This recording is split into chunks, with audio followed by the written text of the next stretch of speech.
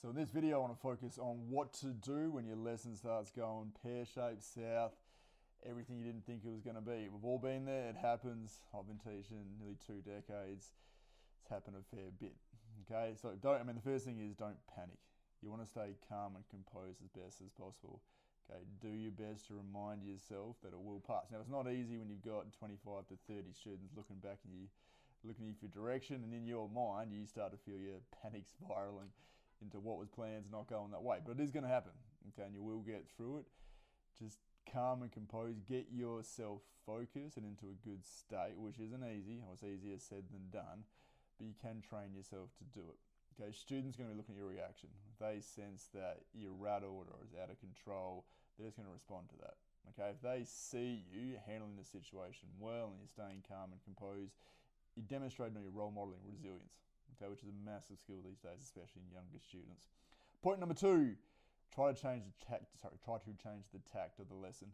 It might not be the contents working at the time, so you might need a different approach. You might have to get students up for a quick brain break, get them walking around, do a quick icebreaker, buy yourself some time. What happened on the weekend? What were some good things about it? Give me 2 good things about the weekend, 1 not so good thing.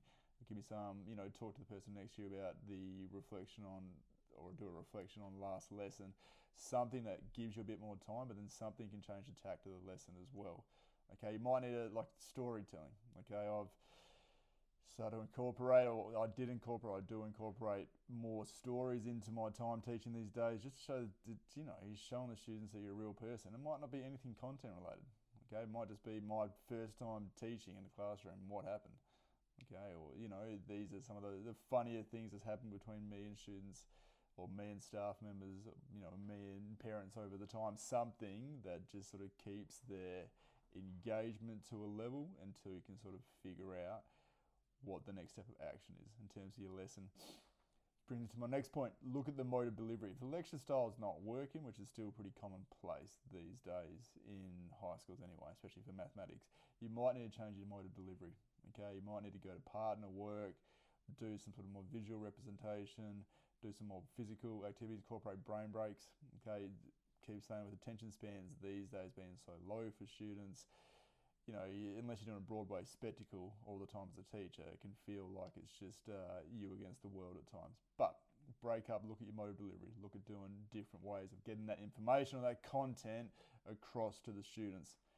Okay, focus on the small wins. It's not easy public speaking. It's not easy being in front of a amount of kids trying to teach them stuff these days when you're competing against all kind of external sources and screen times and social media platforms.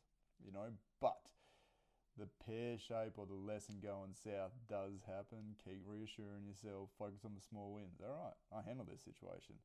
Okay, there was 30 kids looking at me for direction. Didn't lose my head. Stayed calm. Or I did lose my head, but I managed to pull it back.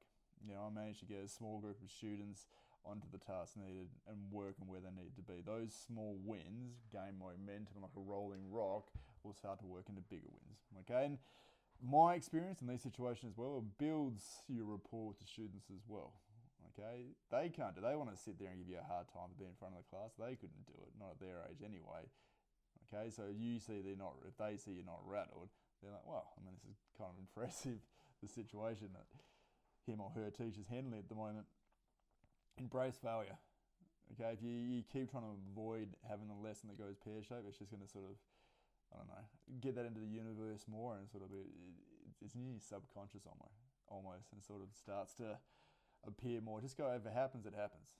Okay, and you might not be able to handle it the first couple of times. Like anything, it's a skill you can learn, but it will get better. Okay, this is what's happening. I'm going through this.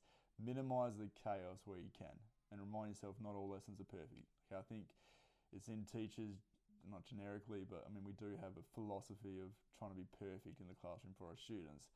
It's not necessarily going to happen. I don't think you should aim for it.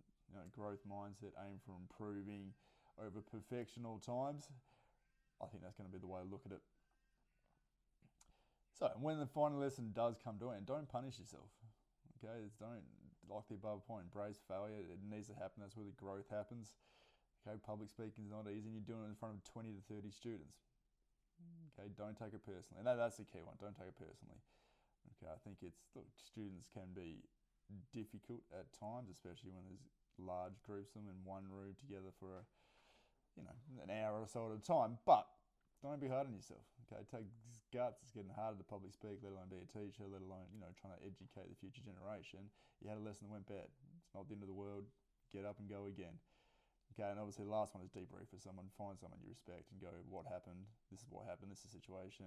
What do you reckon about it? Just get out of your own head and build those strategies moving forward. Like always, appreciate you listening. Looking forward to the next episode.